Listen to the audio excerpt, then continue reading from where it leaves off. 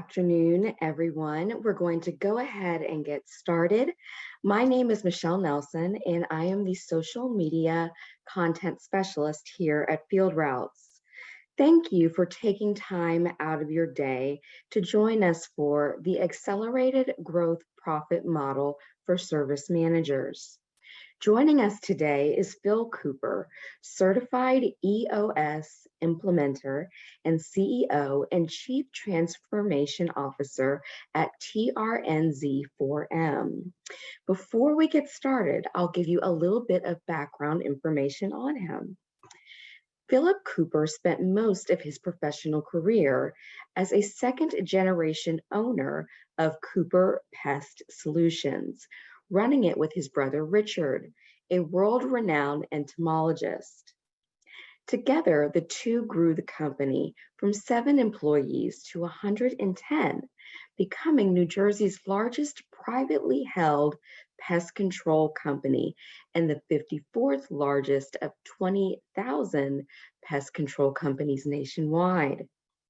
In 2015, Cooper created a leadership development program that not only prepared his service managers for the company's continued exceptional growth, but also attracted the attention of Terminix, who purchased Cooper Pest Solutions in 2018. Cooper has continued his work in supervisory development, perfecting it into his accelerated gross profit program.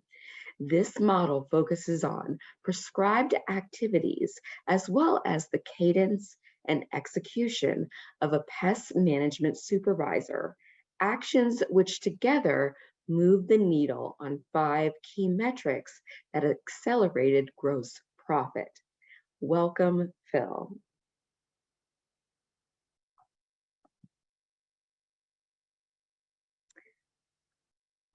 Phil, you're actually on mute right now. Mute would be a problem, Michelle. Well, thank you, Michelle, and thanks to everybody that's tuned in. And I'm super excited about today's presentation. And let's get this thing underway. Let's get started. So, accelerated gross profit. This is going to be really, really neat. And what I want to do is let's frame up where we're going to go for the next hour.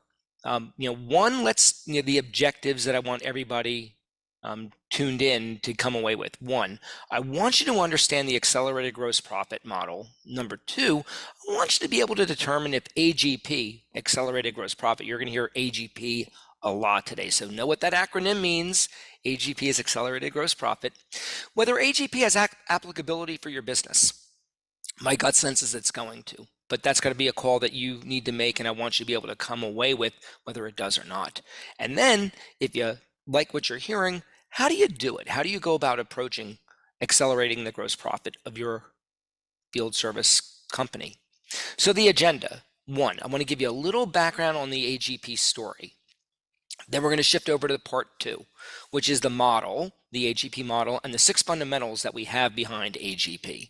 And then finally, we're going to talk about implementing AGP and what that would look like. So there's a lot of people to acknowledge. What I want you to know within AGP, while there's a lot of what we've put together with accelerated gross profit comes from my mind and piecing it together, what it really is nothing new. It's nothing that you haven't heard. It's nothing you probably haven't done in one way, shape, or form. It's nothing that these people on this screen, Gino Wickman and EOS Worldwide and Patrick Lencioni and Jason Dorsey and Hayden Shaw, Keith Ferrazzi, Vinay Raman, and John Maxwell and John Wooden, all of their imprints are all over AGP in so many ways. We have just borrowed stuff from so many different people, so many great thought leaders, and we've put it together in just a really simple, tight, complete package that is geared towards field service managers, and that's where we're going to head. So when it comes to service managers, my question to you all would be, what is their number 1 responsibility? In a second, we're going to do a poll. But I want you to think for a second. Is it that you want them to be available to your technicians? Are they really most responsible for customer sat? Or are they really responsible for employee sat? Or are they responsible for the gross profit of your teams? So let's throw the poll. I'm curious to see what everybody kind of thinks. Okay, and this would be, I'm going to ask it a little bit differently here. So what should be the great service manager's number one activity? And we'll come back to the other thing in a second. So what do you think in what their responsibilities are? What do you think the most important activity is? And so, you know what? That is exactly what we find when we do this poll. What we see is it's usually evenly split. We'll usually see 25%, but be available is always the number one answer. Be available is the number one answer. And what I'm going to say is really the number one answer is be with their people intentionally. And we're going to talk about ride-alongs and interactions and all of that stuff, but it's not to be available to their technicians. And the bottom line is, hey Michelle, can people see the slides? The slides are down right now. Correct. I doubt that they are seeing the slides. I'm not able to see them right now. Yeah, so hang tight. And there we go. Okay, thank you. Okay, so when we are looking at your service managers and we look at the number one responsibility, what we just got on the poll was be available to your technicians. Well, I'm going to tell you that the number one responsibility in our eyes is they are responsible for your gross profit. And they do that through intentional interaction. So where that begins is that the way we do that is they make it by making your people great. Your direct reports have got to be great of a service manager. And if they make their people great through intentional actions, the gross profit of your companies is going to accelerate, because let's make no mistake about it. Your service manager, your supervisors, number one thing is gross profit. That is what they are responsible for. They are responsible for the cost of goods sold section on your income statement. And they do that through making your people great. So how do we go about doing that? What do we do? Well, we do it very simply. When we're looking at accelerated gross profit, it's taking 24 very simple tools that we use to achieve 100% strong in what we would call 6 fundamentals. We'll look at those 6 fundamentals in a minute.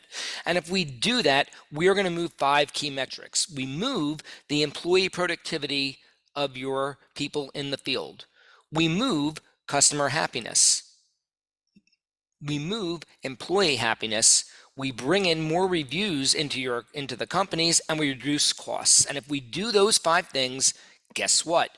No mistake, gross profit increases. So what does it look like, and what are the 6 fundamentals? The 6 fundamentals begin with greatness, what we would call making your people great. And then how does a supervisor lead their people? And are they great communicators? And does their team communicate extremely well? And do they understand the 5 generations in the workplace and how they interact? And whether you have 5 generations or 3 generations or 2, can you get them to work together and leverage? And do they know the costs that their people are impacting and how to reduce them? And then finally, bring it all home with talent. Are they filling your teams with talent, and are they the pathway to bringing in talent? So we walk right through that model. From greatness, we go over to lead, communication, generations, costs, and talent. So let's talk about the story of AGP. So accelerated gross profit, really came from the genesis of what we did at my company back at Cooper Pest Solutions from 2015 to 2018. We did a really great leadership program. And we then took it to a bunch of courses that we started when I left Terminex in 2020. So some of you on the call may have been exposed to the Supervisory Development Series and some courses that we gave, and it didn't come until last July of 2021, that we really thought about what was wrong, what was not working with our Supervisory Development Series, and it was really simple. We weren't forcing or weren't getting service managers to build the muscle memory around the concepts that they were learning. And we also realized that not everybody wanted to necessarily go through us, so they might want to do it on their own. So we developed what we call now accelerated gross profit, and we did a beta test, and the beta test started in January. It is just finishing up. These are the companies that went through the beta. What I can tell you and what's come out the other side is fascinating, amazing, groundbreaking. And what we know, and you're going to find out later, is you can do this on your own, or you can do it through a fully implemented program. But it's not about necessarily my team putting this forward. The concepts are there, and that's what we want you to come away with from today. So the beta test is up and running and just about finishing, and we are now going to market in September with full-fledged go-to-market launch. So when we look at accelerated gross profit, it starts in the very center, and the center is about what we call ACE. And ACE for service managers, it's the activities, the cadence, and the execution that your managers do on a daily, a weekly, a monthly basis. So when you look at activities, do they do the correct stuff, the right stuff, the intentional stuff? Go back to the first poll. When we looked at that very, very, very first poll, what you all said was, what was the number one activity that a service manager should have? And the number one answer, 50%, said, we think that it is being available to a technician. Being available to a technician is not intentional. If the technicians in the field don't call them or don't ask for help, then being available just doesn't mean a lot. And it doesn't mean that all of your technicians are going to get equal attention. We so often find that brand new technicians get a lot of attention, or they're a trainee, or maybe the worst technician gets a lot but the best technician doesn't. Doing the correct mix of activities with everybody in a balanced approach, in our very strong opinion, is very important. And then the cadence. When do we do those activities? That they're intentionally cadenced. And then if we're doing the right stuff and we're doing it at the right time, then the question comes, do we do it well? Do we execute it? The way we do this is we take the activities, the cadence, and the execution, and we match them with outcomes. And if we know the outcome that we're looking for, we'll know if the outcome is off, then one of two things is happening. Either we're not doing the right stuff or we're not doing the right stuff well. It's barely that simple. Again, the word I use, and you're going to hear it over and over again, it's intentional. We need to be intentional with everything that we do as a service manager. Our service managers have to have a plan. They need to be intentional going into every week. And if they know what they're going to do, then they're going to know the outcomes they want. And if they know the outcomes that they want and they do the right stuff, they're going to tell if they do it well.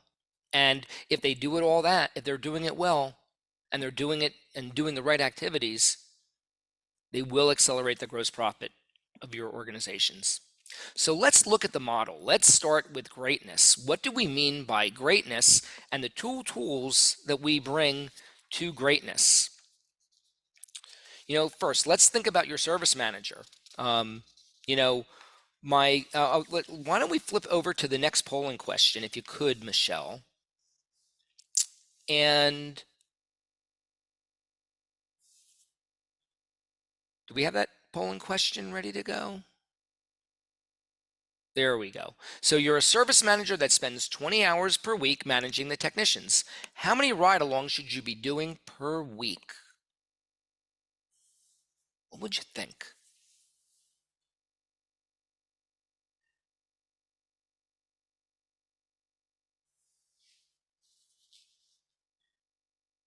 And so let's see what we got. So 67% said 3. 0 said 12. What a surprise. And guess what? The right answer from our, in our, with AGP, it's 12. None of you picked the number that we would want.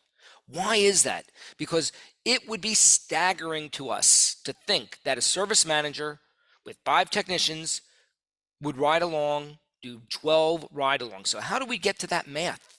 We get to the math through what we call 20-60-20, the first tool that we bring in time management into AGP. In order to make your technicians great, your supervisors need to be with those people. They need to see what's going on. So 20% of the time, we want them looking at data. We're not going to spend a lot of time on that today. 60%, we want them doing observation. And then 20% is stuff. And, there is a great, analogy of, rocks and sand. What you're going to see on that picture is that when we don't take our priorities first, so if we don't think of rocks as your priorities, if we put the rocks on the right ball jar first, and then we put the sand in and the pebbles, everything fits. But when we don't do the intentional things like ride-alongs, they just never happen. They bubble out the top, like you see the rocks coming out of the jar on the left side. And just, if you ever want to try it, just take rocks and pebbles and sand and put the sand in first, put the pebbles in, and then try putting the rocks in. They don't fit in. That's the priorities. That's the ride-alongs. But if you do it the opposite way, you do the ride-alongs first, and you intentionally schedule them, and then you put in the pebbles and the sand, they magically fit into that same jar. So when we're thinking about this, what we are asking ourselves, what in the world could we possibly do with our people if we went on 12 ride-alongs? And how could we possibly do 12 ride-alongs? Well, think of it this way. If you have 5 technicians and we spend a little over an hour each week with we do a ride-along for about an hour, and we do 2 times we're with those people each week, that would get you close to 12 hours. And we will go over and over again. There is so much to watch with our technicians to make them great, to spend the time with them, which means that we spend time in the field. Now, you would then ask yourself, if I have my person spending time in the field, oh my gosh, they're not being productive. They're not doing the production that I want. We will, and I'll say it to the, cows come home. If your people are spending their time with the people, we can show you through the gross profit of your organizations and the other metrics that we're measuring that it more than pays off. That if you take the incremental value of each of those technicians and their improvement, it pays off way above and beyond the lost productivity of that supervisor not doing what they have been doing in the past. When we look at the 20-60-20, where we focus in is what we call the skills inventory. And the very first thing we have a supervisor do is take the skills inventory of their people. And when we ask a supervisor, typically, how many skills are there out there, they usually think that there's about 20 or 30 things that a technician in the pest control industry or a landscaping company or an HVAC company, any field service, that there's 20 to 30 things they need to know. When we break it down, when we really work with the supervisor, the service manager, what we find is upwards of 130 to 150 different things that they need to know. They have technical skills they need to know. They have soft skills. They have things they're working on in their career. There's educational things that they're working on. There's experiences. And within technical, it's the services that we deliver, the equipment that we work on, the bugs that we kill, the plants that we're dealing with. There's so many different things, and when we break it down, what we then do is evaluate the skill level. And if there's that many things and we are trying to move the needle on all those different skills, it takes time with people in the field to do that. And when we're intentional in the field, the other thing that we are doing is we are bringing a bunch of different educational methods to bear. The second thing that we want to do within making your people great, within the greatness of a technician, so if your supervisor is focused on that technician and making them great, and now they're spending a lot of time with them, the question is, how do we keep it organized? And we do that through what we call the IGO, the Individual Growth Organizer. And this is a great tool. And we bring in some other concepts. We bring in a concept called 10-5-3. Where does the technician want to be 10 years from now, 5 years from now, and 3 years from now, both professionally and personally? This is where your supervisor develops that strong bond of trust. And we're going to talk about trust more in a moment. We then develop a 1-year plan for the technician. And then we get into what we call our 90-day world. What are we doing in the upcoming 90 days to move the needle forward? And we bring in the skills inventory that we did, those 130 things. We look at the top 3 things that we're doing and what we want to be working on most and that we're focusing on the most.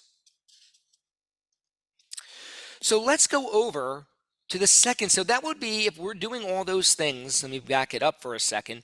Think about, on greatness, if we are doing the IGO and we're doing the right time management and we're doing the intentional activities, that is what it's going to take to be great there. So what does it look like to be 100% strong in lead?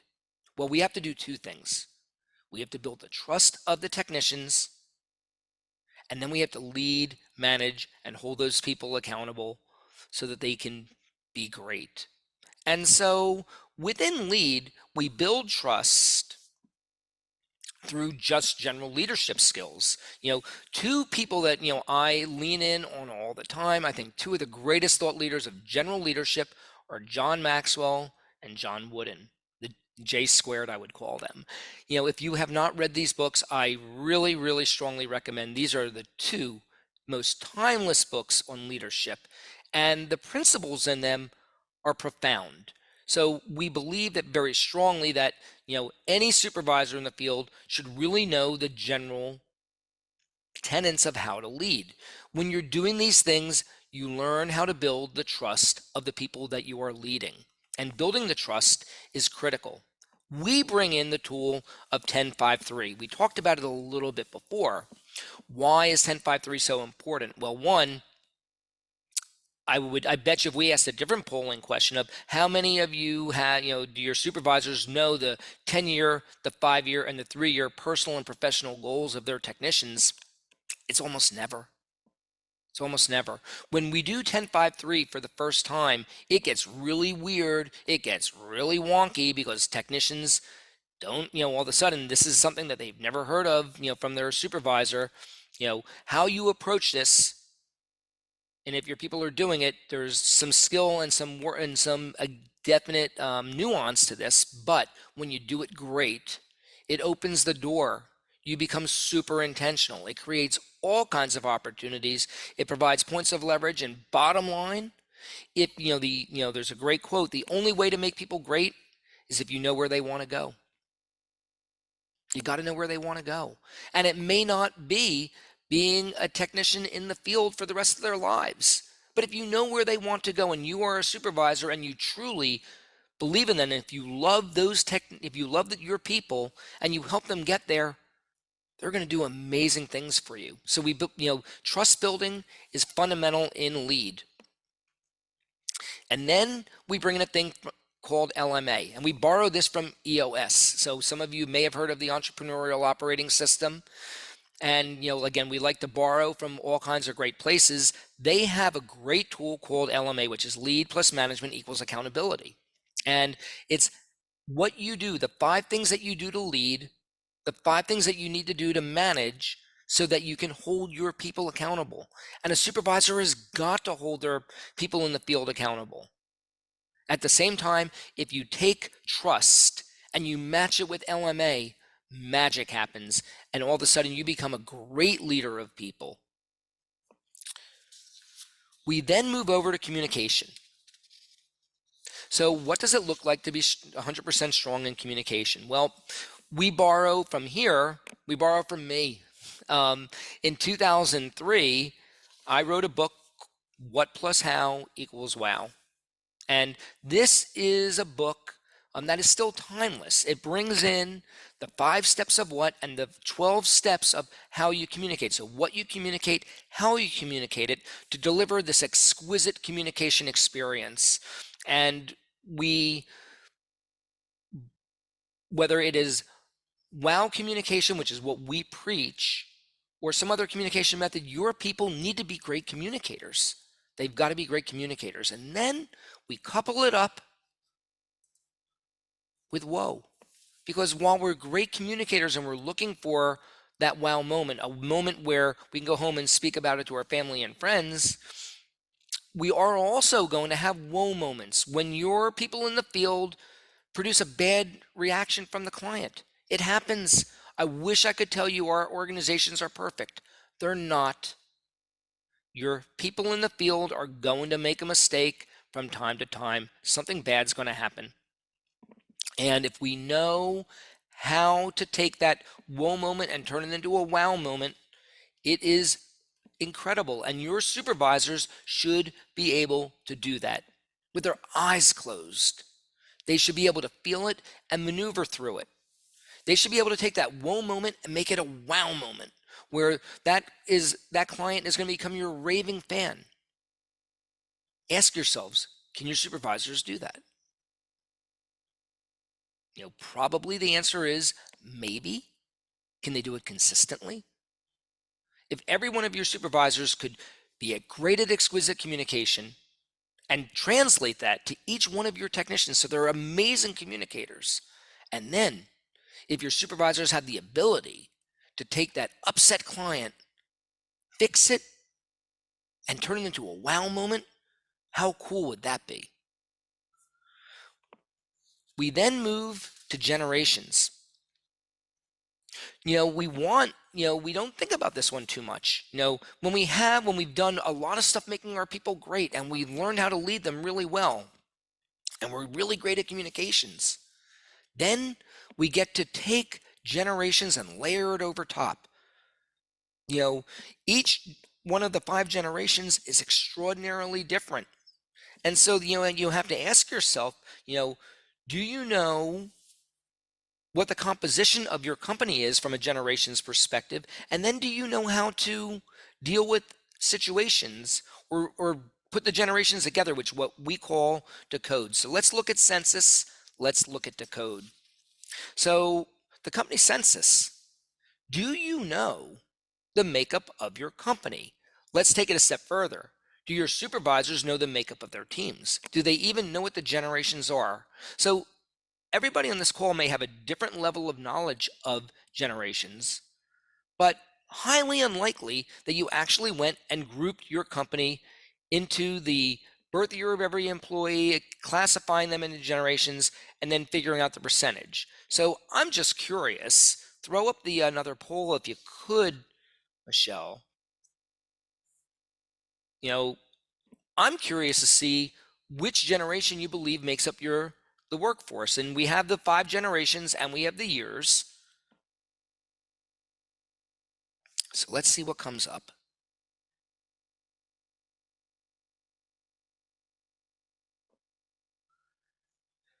So yeah, this is typically what we're seeing right now. We're seeing, the exit of the baby boomers out of companies. They're finally starting to retire. It's taken them a long time to get out of our way. I'm a baby boomer. It took me a long time to get out of the way of my people. But the Gen X's are out there. Gen Y is the majority, but fascinating, Gen Z is coming up. And when we think about generations, this was one that we did recently. This was a census of a different company. Think about what you're seeing here in this company versus what we just saw on the poll. If you're a heavily weighted in Y and Z, and you have a little bit, and you have like 29% of X, but you have no boomers and matures, how you're going to function as a company is going to be different than this company. What we need to know is that each of these generations is very different, and they deal with building greatness differently. When I'm doing a 10-5-3 with a Z, it's very different than I'm doing a 10-5-3 with an X. Now, I can go out and do it the same way, and we can teach it the same way at first, but when you apply generational differences, you simply leverage everything. So when we lead, when we're doing the Maxwell tenants or the wooden tenants, where we do 10-5-3, or we're going up to making people great and we are looking at the IGO, or we're educating while we're doing our ride-alongs and our interactions. When we take generations and we apply what we would call decoding to it, amazing stuff happens. So why is generation so important? Because if we do it really well, we leverage our talent. We find talent faster. As important, and when I say finding talent, I mean really finding talent. When you are using generations, instead of waiting for people, they're flocking to you. And if you do the other things really well, we'll talk more about that in the talent section, the talent component. You know, incredible stuff happens if you know what generations are and what generations you want to go after, and then you retain them. And what we find so often with our people, we get so frustrated. We think of, people don't want to work and nobody wants to apply for a job. I can tell you that my clients that I work with don't have talent problems. And they are dealing with the same problems everybody else on this call is having. You know, between generations and how COVID has affected generations has changed the way talent is going to be for the rest of our lives. It's not the same. And if we understand it and we leverage it, our frustration goes down. And if that happens, and when our company is filled with talent, with people waiting, we have a competitive advantage. So generations has a huge impact. And so again, here are the five generations, and we lean in on two great thought leaders, Jason Dorsey and Hayden Shaw. And again, if you have not read their books, I would really strongly recommend. Dorsey's written a book on why size your business, and the Z, the one on Z economy, which is the Z generation. And Hayden Shaw has a book called Sticking Points. Both great books, but we really lean in on Shaw. And we bring his decoding tool to bear. And what Shaw says is, if we understand the generations and we use a tool called decoding, which is acknowledge, appreciate, flex, leverage, and resolve, and we do it on all the different areas, amazing things happen. This is not simple stuff. It is simple, actually, but it takes learning, it takes practice, it takes intentionality. It's that word intentional again, everything being intentional, and how we are approaching the generations intentionally and how we're using that back with the other tools becomes really, really, really critical. We then move to the fifth component, which is costs. Let's think about this for a second. Your people in the field are costs of goods sold. How much you spend on technician labor, how much you spend on the materials or the equipment they're using, what you're spending on the fleet and the gasoline and the wear and tear on the vehicles. All of that is influenced by your service manager, your supervisor's ability to understand those costs and the impact on those costs. And if your managers get really, really great at what they're doing and they can increase their span of control, if they can manage right now 8 people, but they can then turn it to managing 10 or 12 people, that increases your gross profit, that reduces costs.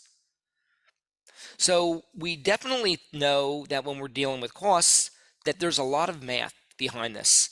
Math that your supervisors have never seen. Are your managers fluent on the income statement, and particularly above the gross profit line, cost of goods sold? Do they understand their true impact on revenue? Do they understand their true impact on gross profit? And do they understand the activities that drive each of these things? And so let's bring up another polling question if we could. And what I want to ask you is, how effective are your service managers understanding their role regarding gross profit or regarding cost of goods sold, how they as managers impact gross profit and gross margin. So do we have that question available? There we go. So I'd love to see whether you think your managers, how well are they tuned into this?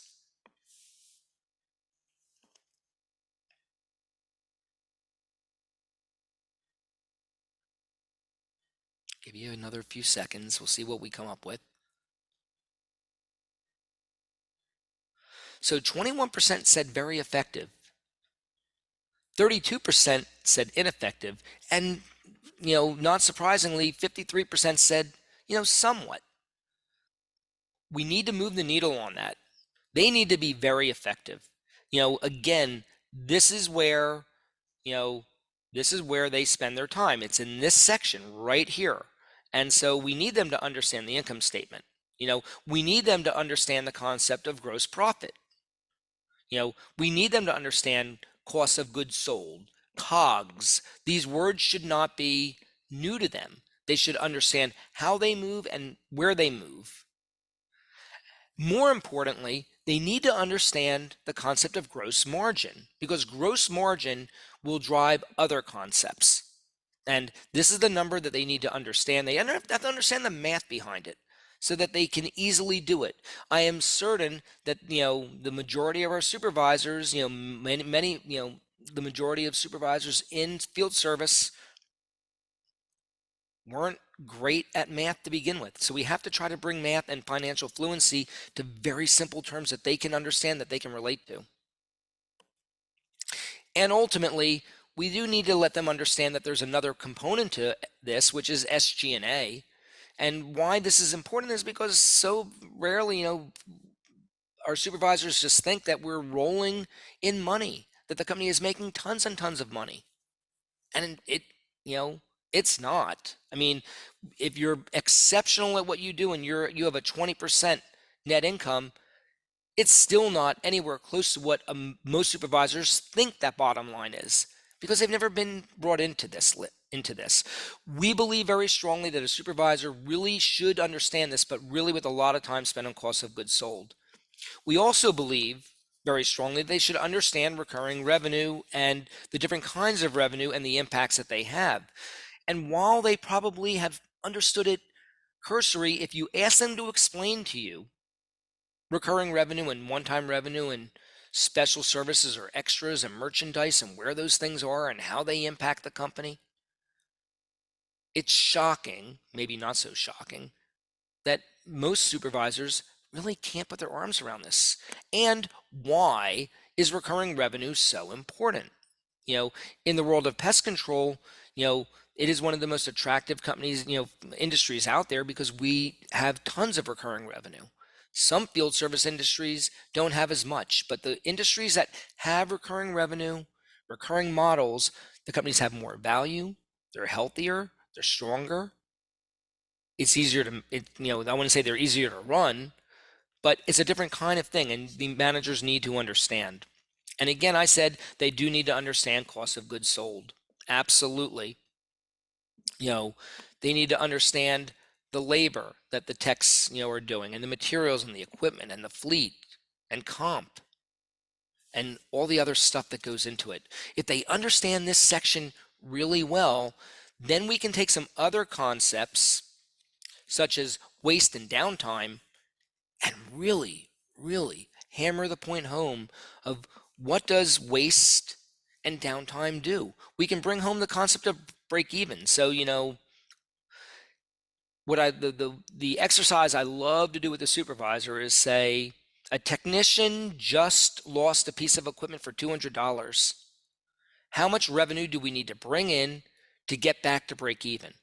And nobody ever gets the question right, because they don't realize all you do is take the revenue divided by gross margin, which then tells you how much revenue you need to bring in to get back to break even. It's a radical concept for supervisors. But when they know how to use the concept and they start to think about it and bring it into all the other things that they impact cost of goods sold, and they realize if they change the gross margin, that the lost piece of equipment, that the amount of revenue that they need to replace it changes, it's profound. What is their effect on downtime?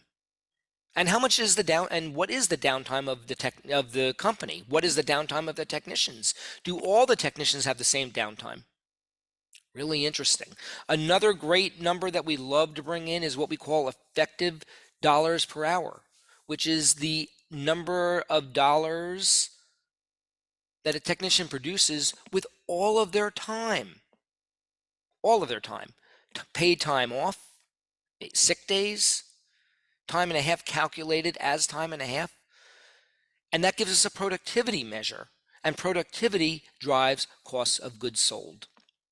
If we understand that, we are going to be 100% strong in costs. And so again, for costs, it's how to reduce costs and the financial acumen of your people. And then we move to the final component, which is talent, which is made up of talent acquisition and your bench. Why talent acquisition to start? Because it's your number one problem. I throw Chick-fil-A up here. Love them, like them, agree with their values, disagree with their values. They don't have a talent problem, everybody. And the reason they don't have a talent problem is because they do a great job at leading these people. There's a number of reasons why. But the biggest reason is because people want to go work for them. And we're going to talk more about what I call the acid test in a moment with talent acquisition. But what is your supervisor's role in talent acquisition? Probably not a whole lot. Do you lean in on your technicians? Are they responsible for bringing somebody in the door when somebody leaves their team? Or is that somebody else in the organization's responsibility? We strongly believe that if a supervisor is great, they will find the people for their team when somebody leaves. And they're also going to retain those people. They're going to be actively engaged in talent recruitment. They're going to be actively engaged in the interview because they're going to be the ones managing the person. Isn't it a lot better if they're the ones selecting their great talent and picking who's going to be on their team next? And making sure that if you have values, that you're using them strongly. Some of you have really strong values. Chick-fil-A does. Well, if you have those values, then we need to match them up and make them part of the interview process, because you've got to have the right people that match your culture. If you have a strong culture, then you want more kinds of people. If you don't have a strong culture, then you're not going to be doing that step. But when you do values matching, you attract the right people and you repel the wrong people. And again, the acid test. To me, the acid test is employee referrals. When we look at talent, we are looking at the majority of your people come as employee referrals. I mean the majority, and that is exactly what happens at Chick-fil-A. Yes, you'll see a help wanted sign, you'll see them recruit, but that's not where the majority of people come from. It comes from all the people there recommending their family and friends to go work there. That's why Chick-fil-A doesn't have a labor problem, because they're all involved in bringing in that great talent, and then they have a great way of making sure they bring in the people that match. So your supervisors really, if you are leaning in on your supervisors to do this, then life becomes a lot easier and talent goes away, stops going. So I'm going to go back a couple slides because I want to show this again. Just think for a second of the 6 components. Are your supervisors building the greatness of their direct reports? Do they lead them really well by building trust and managing and holding them accountable? Are they great communicators? Do they know how to deliver that exquisite wow moment? And do they know what to do with that upset customer by delivering, with that whoa moment? And then do they leverage the generations, and do they know the census of the company and their teams?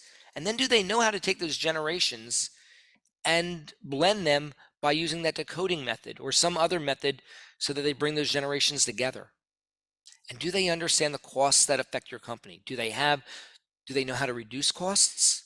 And do they have really great financial acumen? And then do they know how to bring that talent in? Do they know how to acquire the talent and build your bench so that you never have a talent problem ever again? If you're doing those things, then you're going to be 100% strong. Your supervisor will be 100% strong, and they'll be able to deliver accelerated gross profits. So then let's talk about, to the very end, what does it look like to deliver AGP? What does it look like to implement? So again, the path. The path is to understand the 24 tools that we've developed and to achieve 100% strong in those 6 fundamentals we just looked at, so that you're moving 5 key metrics that you can measure. Again, this isn't just soft and ooey gooey leadership stuff. This is about moving numbers. And the numbers that we want to move are employee productivity, employee efficiency, you could call it another way, customer happiness, employee happiness, the number of reviews that we're capturing, Google, Yelp, things like that, and then reducing costs. Because if we're doing those 5 things, guess what? You will accelerate the gross profit of your company, and the time and investment that your supervisor is making and not doing actual production, when you measure the overall gross profit for their team, it is going to increase. I promise you. You do these things right, it will happen. There's no question. We've watched it with our beta test. We know what's occurring. We see it, and it is way, way, way cool. So what are the possibilities here? One, you self-implement. The concepts that we are doing are going to be available to you in the upcoming year. We are writing a book on AGP and all the tools and the 6 components so that you can take it and run with it. And we will give access to the tools so that you can build it yourselves. The other option of doing AGP is to go through implementation. And so just know that we have our implementation model out there, and we take companies through there's 4 stages. We first have to figure out if a company is actually right for it. It may not be right for you guys. If you don't really want to build your service managers and you think it's a bunch of, then it's not right. You've really got to be in. And then we have to go through a process of discovery and then application. Discovery, by the way, is we have to start getting baseline data and we have to get all the things lined up. That usually takes 2 or 3 weeks. Then we put a manager into application, 16 weeks of basic training. It is teaching them the activities, the cadence, the execution of some fundamental tools so they can start to get that muscle memory. And then we put them into proficiency, and proficiency can take as up to 20 months. So the program total is 24 months, 2 years, we believe, to get a manager all the tools so that they can go forward and do it extraordinarily well and can make their people great. The ideal thing is that we don't want service managers out there doing this forever and learning forever. We want them to just go out there and be able to do it. So if you want to learn more about AGP, there is a QR code. We also have a link. And Michelle, I throw it back to you. Thank you so much. That was awesome information, Phil. We appreciate it. And at this point, I'm guessing that our audience probably has some questions for you. So everyone, if you haven't done so already, go ahead and submit any questions you have for Phil using the Q&A icon at the bottom of your screen. He'll be able to answer as many questions as possible in the time that we have left. And while you all are doing that, I ask that Lynn, our moderator, post a link in the chat to sign up for a free demo of Field Routes. For anyone who is not already a Field Routes customer, this is a great opportunity to experience our operations and marketing suites firsthand. She's also going to post a link to learn more about TRNZ4M. So let me see our first question. Number 1, will the accelerated gross profit model fit any company size? So the answer is yeah, it does. Sorry about that, guys. Let's say I'm going to answer it a little bit differently. The answer, whether you're a company of 4 or whether you're a company of 10,000, we all have people in the field. I guess the only size, Michelle, and to the person that asked the question, it wouldn't be appropriate for is really maybe a company of one or two. But if you've got, 3 or 4 people, 5 people that you're managing, yeah, if you're an owner operator and you have some people reporting directly to you, yeah, we actually, one of the beta companies is exactly that. We have a company in California that is an owner operator and he has 5 technicians. And so, yeah, he has to know how to manage those people in the field just as well as a service manager or a supervisor has to manage. That person is wearing multiple hats, right? If you're an owner operator of a small company, I've been there. When I started, when I started into my company, we had 7 people and I wore every hat. I wore marketing, I wore operations, I helped with service management, I helped with accounting, I helped with everything. But learning how to be great at managing the people in the field is the most, it's critical. And yeah, so this would have applicability to every size company. Great. Question number 2, can I self-implement the accelerated gross profit model? And if so, how should I go about doing it? Okay, so what I will do is I will just go back to the slide of self-implementation. So let's talk about this again. We are getting close with self-implementation, everybody. I mean, you know, are we exactly where I would love to be at this moment? Do we have the tools all neatly packaged up in a way that you can go out online and have access to them? Not quite yet. It's in process. Um, if somebody's looking to self-implement, if they want to, theoretically work with us or talk to us about, ways of getting them the tools, it might not be clean, it might not be neat, it might not be really, really slick, but we have all the stuff. By in 2023, the tools are going to be all packaged up and accessible. That is our goal. What's going to be quicker will be the book. We are scheduled for, again, publication and distribution in March of 23. And it will go through in great detail all of what we did so quickly today in just under an hour. I blasted through a lot of stuff, everybody. I talked about a lot of different tools, a lot of different concepts, and there's probably some people that are doubters, maybe non-believers. What is going to happen is going to be fun with self-implementation and people that implement, is that there's going to eyes are going to open up and they're going to see what the possibilities are.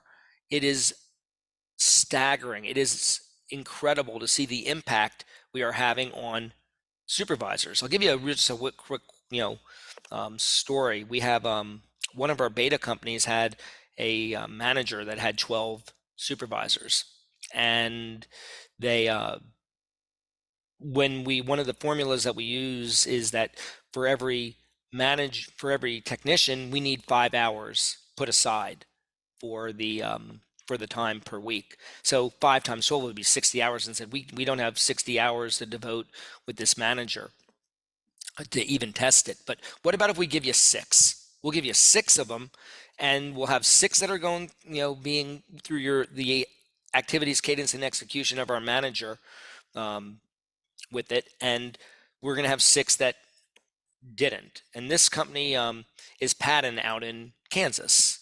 And so Ryan, their manager, had this split team. And then what was fascinating is, like, after 6 weeks, the people that were on the team that was being managed the traditional way want to know why they were being ignored. Why weren't they getting all the special attention that the other 6 did? And that's crazy, because in the very beginning, the 6 that were going through the activities felt they were being micromanaged, and that's not uncommon. So, when you're self-implementing, that's why the book is going to be so cool for the people that are looking at self-implementation. They'll be able to read the book, get accessibility to the tools, and then be able to go out and do all of this really, really, really well. I'm looking forward to your book. One more question.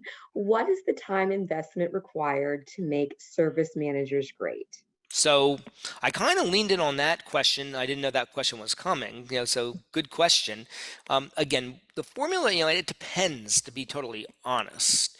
But on average, for an average company, I don't care again what industry you're in, landscaping or elevator maintenance or pest control, we look at it for field service. This is for field service, not your customer service department, not your accounting department.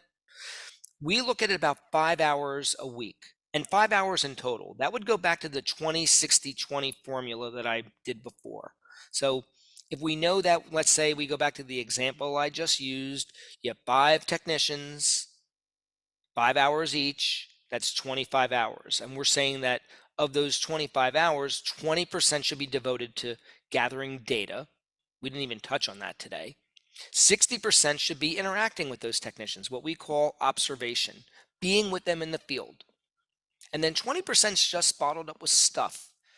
So if you use that number and you use that, that is a baseline. Now I will couch that by saying, if you're in a industry, if you're in a company that is very, very focused, if you do residential pest control and you really are only dealing with maybe 10 insects and you only have one service, you're very focused on what you do, and you rinse and repeat it over and over again, then those 5 hours, it may not be as much. It might come down to 3 hours per technician, which allows your span of control to go up, which again drives your costs down.